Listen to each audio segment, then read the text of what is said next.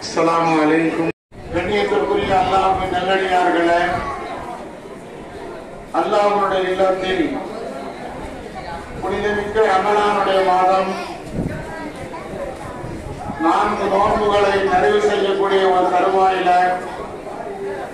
அமர்ந்திருக்கக்கூடிய நம்மவர்களுக்கு இந்த நேரம் ஒரு அருமையான ஒரு நேரம். துஆக்கள் அங்கீகரிக்கப்படக்கூடிய இந்த நேரம். இந்த நேரத்தில் நாம் செய்யக்கூடிய இபாதத்துகளை பிரார்த்தனை என்ற ஒரு அமல் செய்யக்கூடியவர்களாக நாம் இருக்கிறோம். இந்த பிரார்த்தனையை பற்றி அல்லாஹ்வுடைய இறைத்தூதர் நமக்கு சொல்லுகிற பொழுது,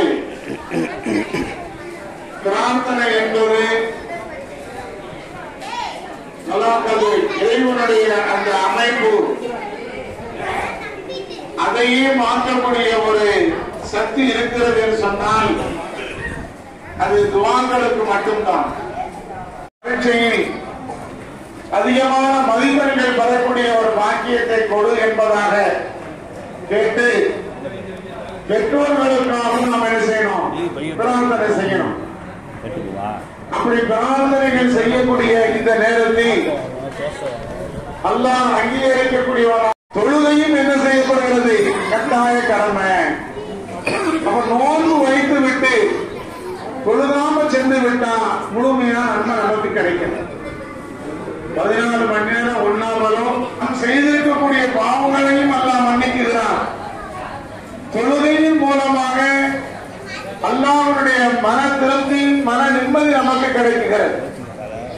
யாருக்கும் கொடுக்கப்படாத முகமதியாவிற்கு தொழுகையினுடைய பலாவரம் தெரிந்தும் தெரியாமல் செய்த பாவனைக்கு மன்னிப்பாயாக. யாரால் பெற்றோர்கள் செய்த பாவனைக்கு மன்னிப்பாயாக. யாரால் நாங்கள் நோன்பு வைத்துக் கொண்டு பொய் சொல்லி இருக்கலாம், புறம்பேசி இருக்கலாம், அதையெல்லாம் மன்னித்து என்னோட நோன்பை ஏற்றுக்கொள்ளப்பட்ட நோன்பு ஆக்குவாயாக. மீதமுள்ள நோன்புகளையும் நிறைவு செய்யக்கூடிய ஹயாத்தை அல்லாஹ் உங்கள் அனைவருக்கும் தந்தபுரிவாயாக. சிறுவர்கள் அதிகமாக இருக்கிறவர்களுக்கு கட்டுப்பட்டு நடக்கக்கூடிய பிள்ளைகள் ஆக்குவாயாக.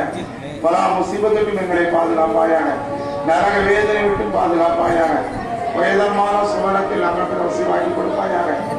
நாங்கள் நோன்பு திறப்பதற்கு யாரெல்லாம் எந்த வகையில் எல்லாம் பொருளாதாரத்தின்